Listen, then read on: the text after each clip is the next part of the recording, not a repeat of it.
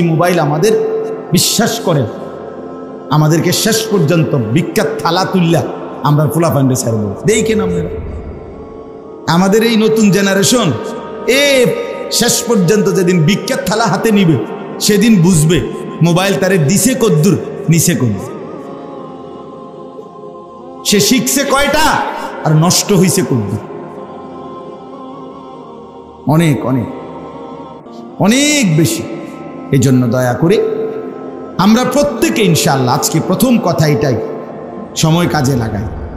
কি কাজে লাগাই বলেন? হায়াত কাজে লাগাই, হায়াত কাজে লাগাই, হায়াত কাজে লাগাই। এই সময় আর আসবে না, এই রাত আর ফিরবে না। ইমাম ইবনু রজব হাম্বলি রহমতুল্লাহ আলাইহি বলছে প্রত্যেকটা রাত বলে দুনিয়াবাসীকে, দুনিয়াবাসী আমারে কদর করো, আমি আর আসবো না।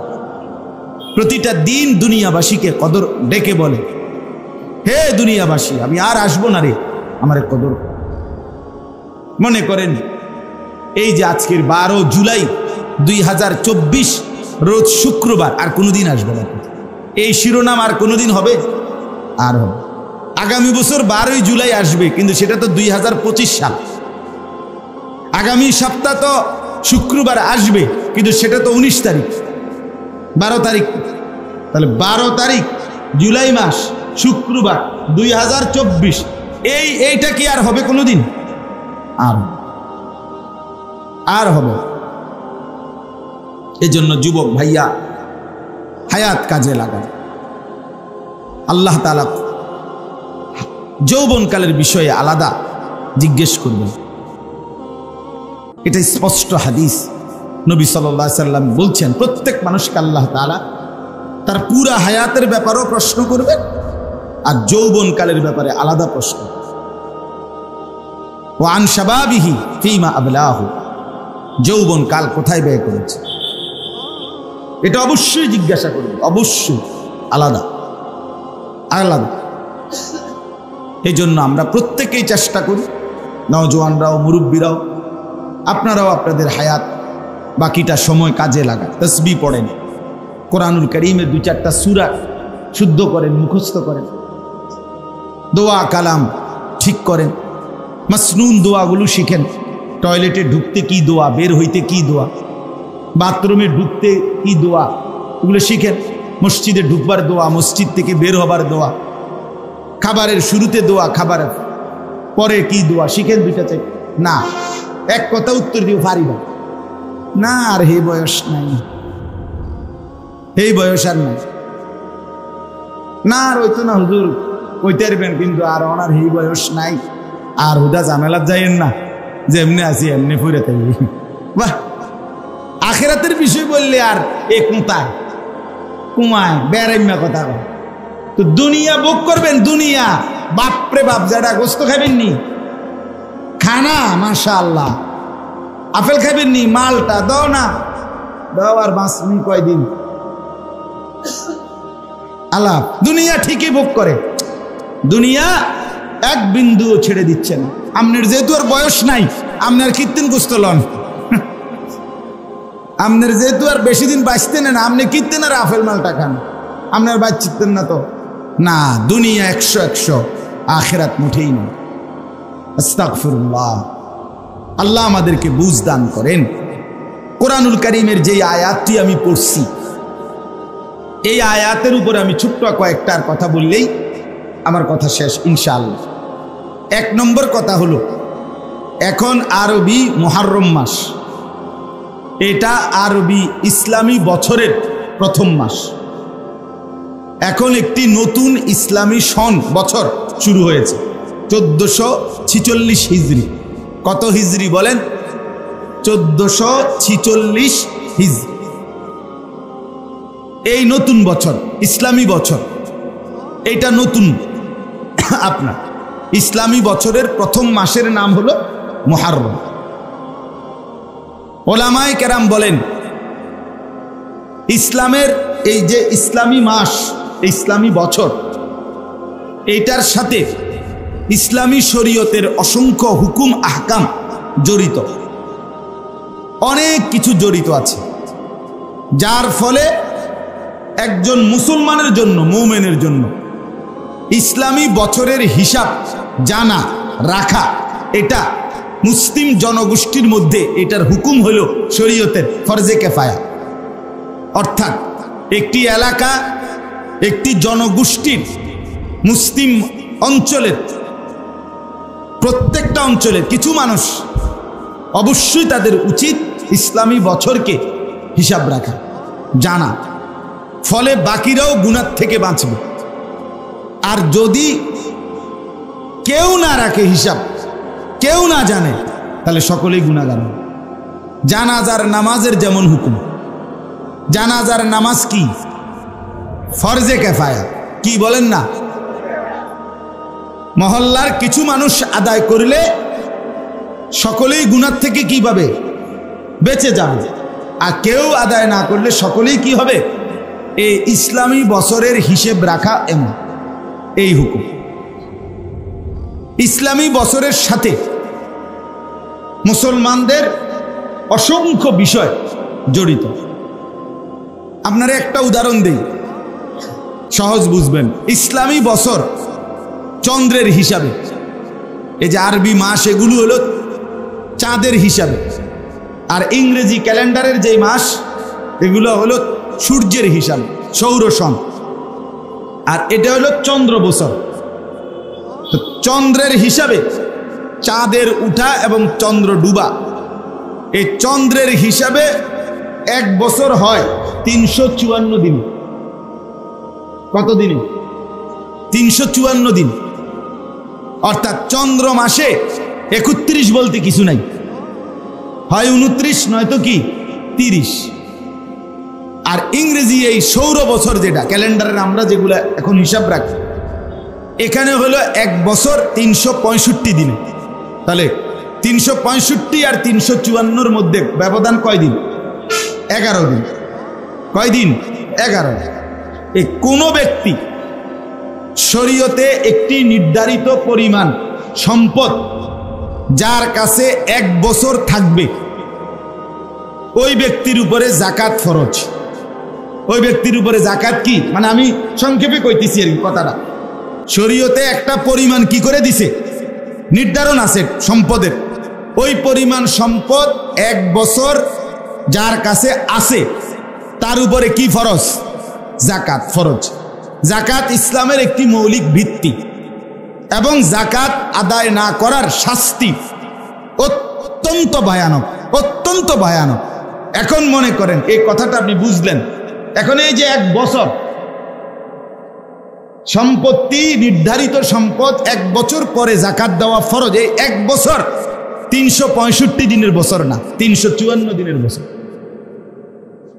অর্থাৎ আপনি যদি ইসলামী বছরের হিসাব না রাখেন, না জানেন, না হিসাব করেন, তাইলে আপনার উপরে 11 দিন আগেই বছর পূর্ণ হইয়া আপনার উপরে যাকাত ফরজ হয়েছে, কিন্তু আপনি 365 দিনের কথা হিসাব ধইরা আরো 11 দিন লেগে অপেক্ষা করতেছেন।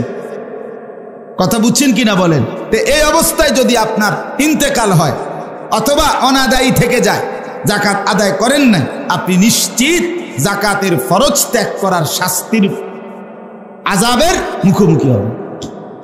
তাহলে এখানে আপনাকে এই হিসাব করতে হবে ইসলামী বছর। এই বছরটা কোন কিসের বছর? ইসলামী বছর। যে যাকাত, কোন ছেলে মনে করেন সে যদি তারে প্রাপ্তবয়স্ক সাবালক, তার যদি সাবালকের গোসল ফরজ নাও হয়, তাইলেও 15 বছর যখন পূর্ণ হবে তখন তাকে সাবালক হিসাবেই ধরা হবে। এখন 15টি বছর, এই 15 বছর যদি 365 দিন গুণনা, আপনি তো জন্ম তারিখ লিখে রাখছেন ইংরেজি, তার 15 বছর পূর্ণ করবেন আপনি 365 দিনে গুণনা গুণনা 15 বছর হিসাব করলে, আর 354 দিনে গুণনা 15 বছর পূর্ণ করলে, তাইলে ইসলামী শরীয়তের হিসাবে প্রায় 6 মাস আগেই সে সাবালক হয়ে গেছে, কিন্তু এবারের হিসাবে এখনো হয় না। ওই 15 বছরের 11 দিন কমে গেছেন আপনার, তা তো সে আরো আগেই কি হয়ে আছে? সাবালক। কিন্তু আপনি তো জানেন না, আপনি তো জানেন হইল ইংরেজি হিসাব। এটা উদাহরণ বললাম আমি। এরকম আপনার অসংখ্য বিষয় আমাদের ইসলামী বছর, যেমন আমরা রমজানের রোজার হিসাব, আমরা রোজা রাখতেছি কালকে, তারাবি পড়তেছি আজকে, প্রথম তারাবি। তার মানে ওই যে সন্ধ্যা থেকেই চাঁদ উঠলেই অর্থাৎ সূর্য ডুবলেই আমাদের কি হিসাব শুরু। চন্দ্রের হিসাবে রমজানের চাঁদ উঠছে মানে রমজান মাস শুরু হয়ে গেছে। তাইলে ইসলামী বছর মনে রাখা, হিসাব রাখা, এটার দ্বারা অসংখ্য বিধান শরীয়তের সময়ের সাথে সম্পৃক্ত যেগুলো, এগুলো ইসলামী বছরের হিসাবে, ইংরেজি বছরের হিসাবে নয়। এই কারণে একজন মুসলমান টোটালি ইসলামী বছর ভুলে যাওয়া এটা ঠিক না। আফসোসের বিষয়, ইনসাফের সাথে বলেন, এবার আমাদের সমাজে হাজারের মধ্যে, লাখের মধ্যে, শতর মধ্যে কয়জন মুসলমান ইসলামী বছরের কথা জানে? আপনি জিজ্ঞাসা করেন যে 2024 সাল, এটা কারোই ভুল হবে না, কিন্তু 1446 হিজরি এটা এখন জানে, এটা চলেন আমরা স্ক্রিনশট করি। কথাটা বুঝেন নাই? এটা কয় পার্সেন্ট মানুষ আমনে খবর নেই। আহা মুসলমান,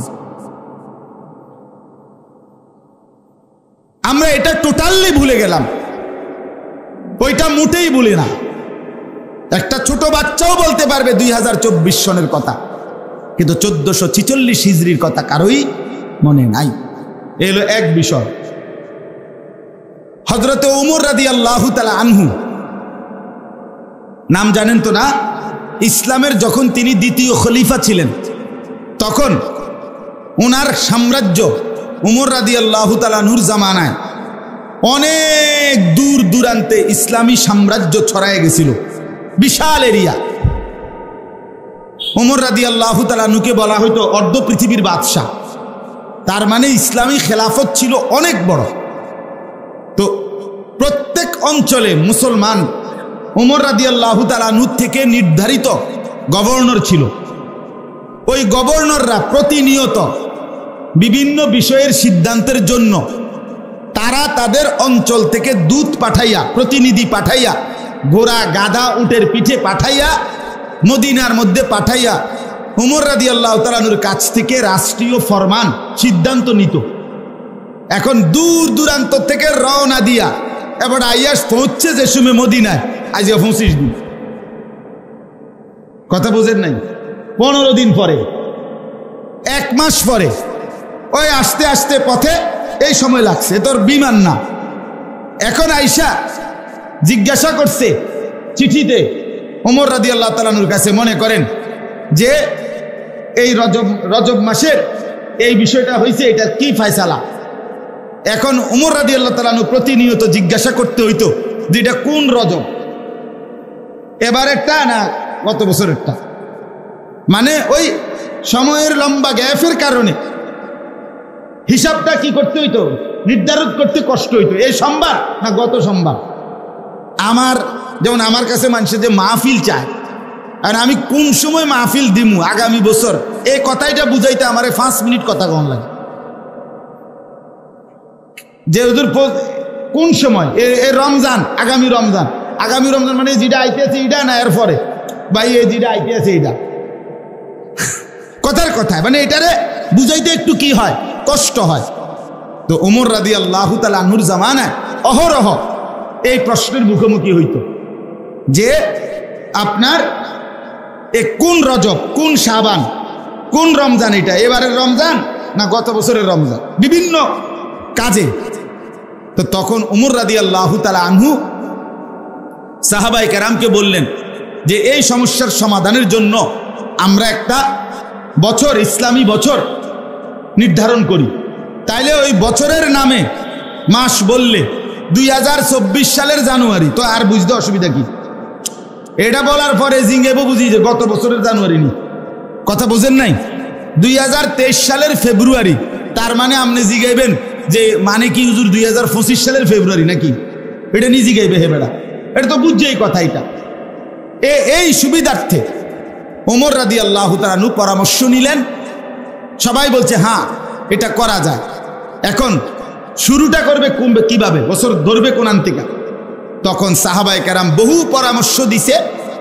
তন্মধ্যে সাহাবায়ে কেরামের বিভিন্ন পরামর্শের মধ্যে একটা পরামর্শ আসছে যে আমাদের প্রিয় নবী সাল্লাল্লাহু আলাইহি সাল্লাম মক্কা থেকে মদিনায় হিজরত করে গেছেন যেই বছর, ওই বছরটাকে ধরে, যেহেতু হিজরত নবীজির জীবনের অত্যন্ত গুরুত্বপূর্ণ একটি ঘটনা। হিজরত শুধু হিজরত না, নবী মক্কা থেকে মদিনায় গেছেন এটা না, মক্কা থেকে মদিনায় যাওয়া মানে হলো গোটা ইসলামের চেহারাটাই পাল্টে গেছে। ঠিক কিনা বলেন না কেন? 13.5 বৎসরের জুলুম, নির্যাতন, অত্যাচার, বঞ্চনা সহ্য করার পরে 13.5 বছর পরে মদিনার মাটিতে যখন নবীজি কদম ফেলছে, পরবর্তী অল্প সময়ের ব্যবধানে ইসলাম গোটা পৃথিবীতে চমকায় গেছে। তাহলে হিজরত ইসলামের একটি টার্নিং পয়েন্ট, গুরুত্বপূর্ণ বিষয়। এই জন্য এইটাকে সাহাবীরা বলাতে ওমর রাদিয়াল্লাহু তাআলা আনহু সিদ্ধান্ত দিছে যে হ্যাঁ ঠিক আছে এটাই। সেই থেকে নবী সাল্লাল্লাহু আলাইহি সাল্লামের হিজরতের বছরটাকে হিসাব দইরা ইসলামী বছর। তাহলে এখন 1446 হিজরি। কত হিজরি? আর তার মানে হলো আজ থেকে 1446 বছর আগে আমাদের নবী মক্কা থেকে মদিনায় হিজরত করে গেছে। কথাটা বুঝছেননি আপনি? তাইলে এক নম্বরে শরীয়তের হুকুম হাকামের বিভিন্ন বিষয়ে ইসলামী বছরের দরকার আছে কিনা। 2 নম্বরে একজন মুসলমান রসুল প্রেমিক হিসাবে নবী সাল্লাল্লাহু আলাইহি সাল্লামকে যে ভালোবাসে, সেই ভালোবাসার দাবিতে এই বছর মানে হলো নবীজির হিজরতের হিসাবে, নবীজির সাথে সম্পৃক্ত। এই কারণেও একজন মুসলমান নবী প্রেমিকের জন্য ইসলামী বছরের হিসাব রাখা জানা উচিত কিনা বলেন? তাইলে আমরা যারা রাখছি না, জানি না, তারা রাসূলুল্লাহ সাল্লাল্লাহু আলাইহি সাল্লামের মহব্বতের এই দিক দিয়া একটা ঘাটতি কিনা আমাদের? ঘাটতি। 3 নম্বর বিষয় হলো এই ইংরেজি বছর যেটা, এটার হিসাব রাখা, বাংলা বছরের হিসাব রাখা হারাম নয়, নাজায়েজ না, কিন্তু প্রাধান্য পাবে আমাদের কাছে ইসলামী বছর। কেন? ইংরেজি এই বছর 2024 সাল, এটা হলো খ্রিস্টানদের হিসাব। হযরত ঈসা আলাইহিস সালাম যেই বছর জন্মগ্রহণ করছেন ওইটা খ্রিস্টাব্দ, অর্থাৎ যিশু খ্রিস্টের জন্মের বছর, অর্থাৎ আজ থেকে 2024 বছর আগে ঈসা নবী জন্মগ্রহণ করছেন। তো এটা খ্রিস্টানদের হিসাব। আচ্ছা, বাংলা সন যেটা আমাদের এই অঞ্চলে বাংলা সন, এটা হলো সম্রাট জালালউদ্দিন মোহাম্মদ আকবর, মুঘল বাদশাহ আকবর, যাকে আকবর দি গ্রেট বলা হইতো, এই আকবরের আমলে পুরা অঞ্চলের দিল্লির খেলাফ যত বড় সাম্রাজ্য ছিল, তাদের মৌসুমি যে খাজনা উঠাইতো জনগণ থেকে, ট্যাক্স, ফসলি জমি কাটার পরে এই সময় ট্যাক্স উঠাইতো। তো এইটার হিসাবের জন্য বাদশাহ আকবর উনার সভাসদদেরকে বলছিল, তোমরা আমাদের এই অঞ্চলের হিসাবে, এখানকার সিজন হিসাবে তোমরা একটা বছর হিসাব করো, যাতে করে খাজনা আদায় করতে কি হয়, হিসাব করতে সুবিধা। কয় বছরের খাজনা, কোন বছরের খাজনা, ট্যাক্স। এই কারণে এই বাংলা সন, এইটা এই কারণে চালু হয়েছে। আপনি পড়ে দেখেন বা জিজ্ঞেস করে দেখেন। তাইলে বাংলা সন, আবারও বলছি ইংরেজি সন, এটা হিসাব রাখা বা হিসাব করা হারাম নয়, নাজায়েজ না, কিন্তু বাংলা সনের সাথে ফসলের জমির খাজনার সম্পৃক্ততা, ইংরেজি সনের সাথে খ্রিস্টানদের বিশ্বাসের সম্পৃক্ততা, কিন্তু ইসলামী সনের সাথে রাসূলুল্লাহ সাল্লাল্লাহু আলাইহি সাল্লামের হিজরতের সম্পৃক্ততা, এই 3টা বিশ্লেষণ করলেও মুসলমানের কাছে প্রাধান্য পাওয়ার কথা ছিল কোনটা? ইসলামী বছর। কিন্তু কোথায় আমরা? বাবের জন্ম তারিখ লেখা আছে দেখবেন ইংরেজি সন, ফুতের জন্ম তারিখ লেখা আছে দেখবেন ইংরেজি সন, ঠিক না? বাপের মৃত্যু তারিখ লেখা আছে ইংরেজি সন। ইসলামী বছরের হিসাব কইতে হতে পারত না, কেউ বলতে হতে পারবে এটা দরকারই না। আহা, যেটা ছিল দরকার সেটা ভুলে গেলাম, যেটা না হলেও চলতো সেটা খুব মনে রাখ। এই হলো আমাদের জিন্দেগি। দুশ্মনের অব্যাহত প্রচারণা। মনে রাখবেন, সারা পৃথিবীর ইসলাম বিরোধী শক্তির পরিকল্পিত ধীরে ধীরে স্লো মোশনে তাদের প্রচারণার একটা কার্যকর সফলতা এটা যে দুশ্মন বিভিন্ন বিষয়ে সুন্নত যা নবীজির সাথে সম্পৃক্ত যেটা সেটা আমাগরে ভুলাইয়া দিছে, আর তাদের যেটা দেওয়া সেটা আমাদেরকে একদম মজবুত করে কলজার ভিতরে বসায় দিছে। মানে কি, যেমন একটা 6 বছরের বাচ্চাও আর 90 বছরের বুড়াও উনি ব্রাশ এবং টুথপেস্ট এটা চিনতে কোনোদিনও ভুল করে না, কিন্তু মিসওয়াক হাজারো লক্ষ মুসলমান রাসূলুল্লাহর এই সুন্নাত চেনেও না, বোঝেও না, গুরুত্বও দেয় না, ভুলে গেছে সুন্নাতকে, মনে রাখছে বেরস আর টুথপেস্ট। এটা ভুলে না, এটা মনে থাকুন। বোঝেন নাই কথা? ডাইনিং টেবিল চিনতে ভুল হয় না, দস্তরখান মনেই পড়ে না। এখন চলেন নবীর প্রেমে এমনি ডোলন আর নাচন লরণ, এটা তো সহজ। বুঝেন নাই কথা? রাসূলুল্লাহ সাল্লাল্লাহু আলাইহি সাল্লামের ভালোবাসায় আরো 10 কেজি জিলাপি বিরিয়ানি বাড়াইয়া দেন, এটা সহজ, কারণ এটা তো খানা, এটা সমস্যা হয় না ভাইয়া, এটার লেগে লোক পাওয়া যাবে না। আমিও যদি কই আরো 50 কেজি জিলাপি বাড়াইয়া দিলে ভালো হয়, আসেননি কোনো ভাগ্যবান দিবেন? ওমাক ভাগ্যবান মানে বহুত লোক পাওয়া যাবে, জিলাপি না, বিরিয়ানি না, খিচুড়ি না, কিন্তু রাসূলুল্লাহ সাল্লাল্লাহু আলাইহি সাল্লামের সুন্নাতকে ধরে ধরে জিন্দেগির মধ্যে আনা, সেটা জীবনে বাস্তবায়ন করা, সেটা কঠিন। আর এটাই ভালোবাসা, এটাই মহব্বত। তাইলে দস্তরখান আপনি চলেন হাইটা ঘুরে মুসলমানের ঘরগুলোতে জিজ্ঞাসা করে দেখেন, চাচা আপনাদের দস্তরখানটা দেখান তো। 1000 ঘরে ঘুরে দেখেন, আপনি কয়টাতে পাবেন আপনার বিবেকে যা বলে দেখেন। আপনি সব আমার জীবনে, ছোট্ট জীবনে কত সময় দেখছি বলার পরে একটা লুঙ্গি এনে দিছি, বেটা লুঙ্গি কি দস্তরখান? বেটা এটা তো লুঙ্গি না, যে দুর্গন্ধওয়ালা বেটা এটা। গামছা কি দস্তরখান?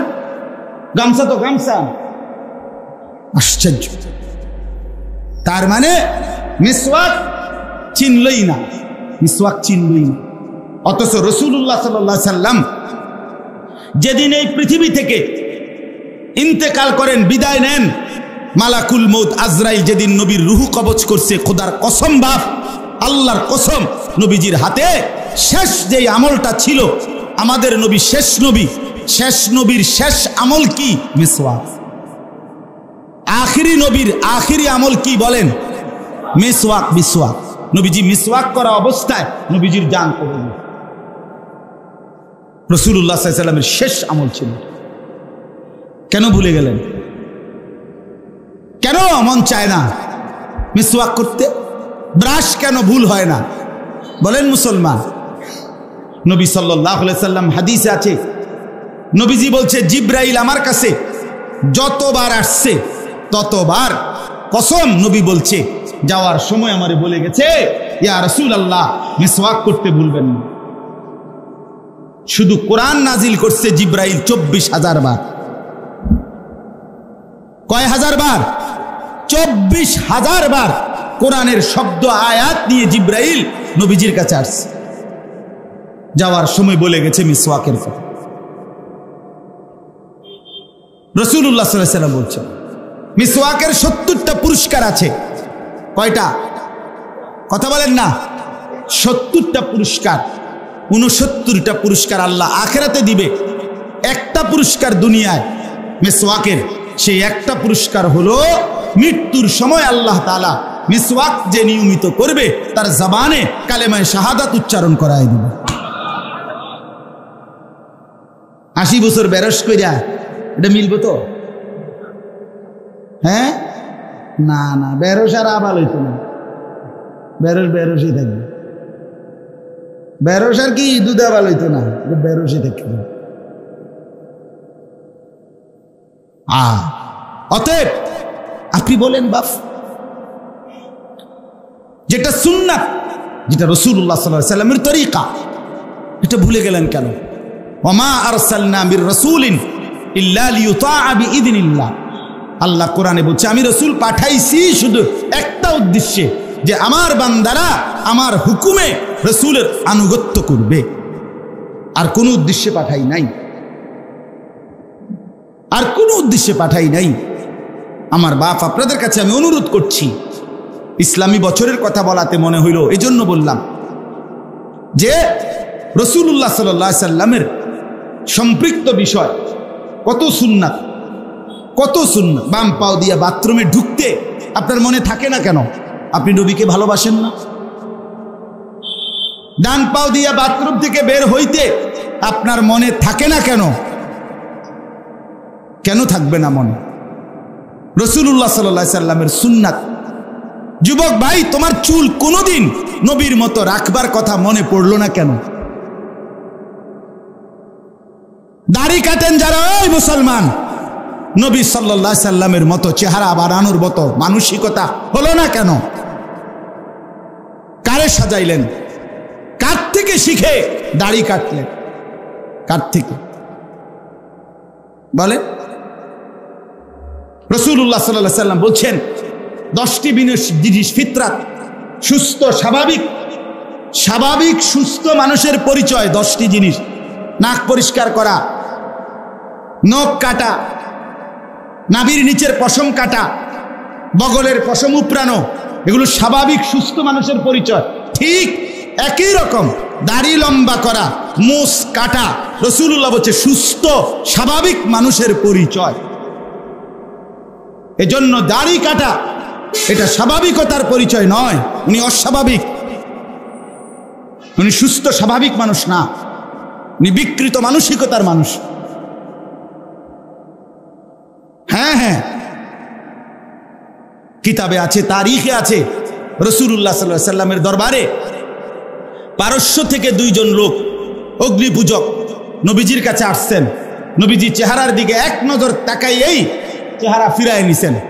তাদের 2 জনেরই চেহারায় দাড়ি ছিল না। নবীজি বললেন, তোমাদেরকে এভাবে চেহারা বানাইতে বলছে কে? ওই 2 জন বলছে, আমাদের খোদা। মানে হেরা হেদের দেশের বাদশাকে রব বলতো। আমাদের রব, আমাদের খোদা, তিনি বলছে আমাদেরকে এভাবে চেহারা রাখ। নবীজি সাথে সাথে বলছে, বাল আমারা রব্বি বিইফা'i লিহিয়াতি, বরং আমার রব আমাকে দাড়ি লম্বা করতে বলছে। আমার বাপ কেন ছেড়ে দিলেন? কেন ছেড়ে দিলেন? আপনি যদি কোন হুজুর ইডি ছাড়া আর কথা নাই, আছে তো আগে জিডি কইছি, বুঝেন না কথাটা? যদি বলেন আর নাই কথা, কম আরেকবার আইলে সামনের বারে ইনশাআল্লাহ। হ্যাঁ, আপনি যদি বলেন আমার গায়ে লাগে, আপনার আড্ডিত লাগলে কি, আমার সমস্যা কি? আপনি মাইন্ড করলে সমস্যা কি? ইনসাফের কথা বলেন আপনি। কেন ছেড়ে দিলেন রাসূলুল্লাহ সাল্লাল্লাহু আলাইহি সাল্লামের সুন্নাত? মুসলমানের নওজোয়ান কেন চুল কাটলা বেঈমানের মতো? কেন? কোন একটা কাফের বেঈমান একজন, তাদের কোন সৌন্দর্যের উপরে পৃথিবীতে কোনো স্থায়িত্ব নাই। কোন নায়ক, কোন গায়ক, কোন খেলোয়াড়, তার চুলের কাটিং কিংবা তার চুলের ফ্যাশন, তার কোনো জামা পোশাকের উপরে তার নিজেরই স্থায়িত্ব নাই। হেতেই 6 মাস পরে আবার হেতের ডিজাইন বদলায় এলা, এটা তো পাগলে না বেটা। তোর নিজের সুন্দরের উপরে তো তোরে আস্থা নাই, নাইলে তো আমি তো সেই ছোট্টবেলায় লুঙ্গি, পাঞ্জাবি, টুপি, এই দাড়িওয়ালা চেহারা যেদিন থেকে শুরু হয়েছে সেদিন থেকে আজও আছি। আরো যদি 1000 বছরও হায়াত দে, খোদার কসম করে বলতে পারি আমার কাছে এটাই সুন্দর। কি আমি বদলাবো কেন? তুমি বদলাও কা? এত সুন্দর করে এটার একারে চুলের বাম্পার ঠিক করলা, এটা আবার কাটতে লাও কা? আরেক মডেল বানাও কা? বুঝা গেছে তোমার সুন্দরের উপরে তোমারই আস্থা নাই, আমার রাসূলের সুন্দরের উপরে আমার আস্থা আছে। সুবহানাল্লাহ সাল্লাল্লাহু আলাইহি ওয়াসাল্লাম, তিনি হাসলেও সুন্দর, তিনি কাঁদলেও সুন্দর, তিনি হাঁটলেও সুন্দর, তিনি বসলেও সুন্দর, তিনি কথা বললেও সুন্দর, তিনি চুপ থাকলেও সুন্দর। হ্যাঁ, এক সাহাবীকে জিজ্ঞেস করছে নবী কেমন ছিল? বলবো? সাহাবী বলে তিনি ছিলেন এমন যাকে একবার দেখলে আবার দেখতে মন চায়, দ্বিতীয়বার দেখলে প্রথমবারের চাইতে আরো সুন্দর মনে হয়, যত তারে দেখি তত আগের বারের চাইতে নতুন নতুন সুন্দর মনে হয়। আরেকজনকে বলছে আমনে কোন, আরেক সাহাবী বলছে আমি বলবো, বলছে তিনি ছিলেন এমন যার প্রত্যেক অঙ্গ আলাদা আলাদা দেখলে সবচেয়ে সুন্দর, সারা অঙ্গ একসাথে দেখলে তাও সবচেয়ে সুন্দর। নাক সেটাও সেরা, কান সেটাও সেরা, হাতের আঙ্গুল এটাও সেরা, সারা দেহ একসাথে এটাও সেরা। হুসনে ইউসুফ দমে আইসা ইয়াদে বাইদাদারি আচে খুবা হামাদারন তু তনহা দার। আল্লামা ইকবাল বলছে হে নবী, ইউসুফের সৌন্দর্য, মুসার মুজিজা, ঈসার মুজিজা, সোয়া লাখ আম্বিয়ার যত বৈশিষ্ট্য যদি বন্ধু আপনার মাঝে খুঁজি তো আপনি রাসূলের মাঝে একা সবটাই খুঁজে। সব নবীর যত সিফাত একা মুহাম্মদে আরবির সব সিফাত। তাকে বাদ দিলেন, তার সুন্নাত বাদ দিলেন। হায় মুসলমান, কতটা পিছিয়ে পড়ে গেল। আল্লাহ আমাদেরকে বুঝ দান করে। সর্বশেষ কথা হইল, অতএব ইসলামী বছরের গুরুত্ব দিবেন, ইসলামী সনের গুরুত্ব দিবেন। আর এখন হইল মুহররম মাস। মুহররম মাসের মূল আমল আমাদের জন্য কি? আমাদের জন্য আমল হলো এই মঙ্গল বুধবারে দুইটা রোজা রাখা। মঙ্গল বুধবারে কি রাখা? দুইটা রোজা রাখা, আশুরার রোজা। রাসূলুল্লাহ সাল্লাল্লাহু আলাইহি সাল্লাম বলেন, আশুরার রোজা আমি আশা করি আমার আল্লাহর কাছে আল্লাহ তাআলা এর বরকতে আমার উম্মতের পিছনের 1 বছরের গুনাহ মাফ করে দিবেন। আহতাসিবু আলাল্লাহ আন ইউকাফফিরা আস-সানাতা আল্লাতী ক্বাবলা। এজন্য আপনি আমি আমরা সবাই মিলে নিয়ত করি যে ইনশাআল্লাহ এই মঙ্গলবার বুধবারে আশুরার দুইটা রোজা রাখবো ইনশাআল্লাহ। আরো ভালো হয় সোমবার দিনও যদি রাখেন। নবী সাল্লাল্লাহু আলাইহি সাল্লাম প্রত্যেক সোমবারে, এমনিতেই সারা বছর নবীজি সোমবারে কি রাখতেন? রোজা রাখতেন। এটা যেহেতু মুখে মুখে আসে তো রাখেন, সোমবারও চেষ্টা করে।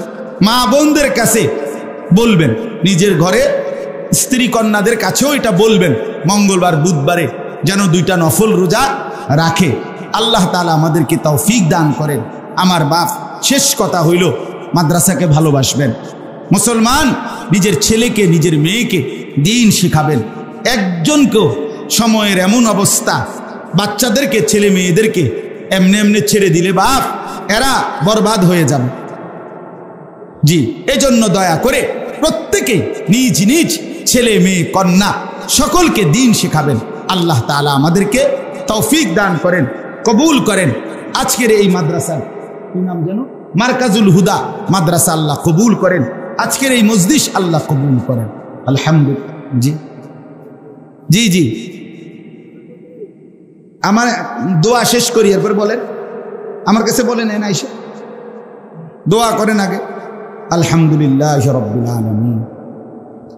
আল্লাহুম্মা আনতাস সালাম ওয়া মিনকাস সালাম, তাবারাকতা ইয়া যাল জালালি ওয়াল ইকরাম, ইয়া আরহামার রাহিমিন, ইয়া আরহামার রাহিমিন, ইয়া আরহামার রাহিমিন।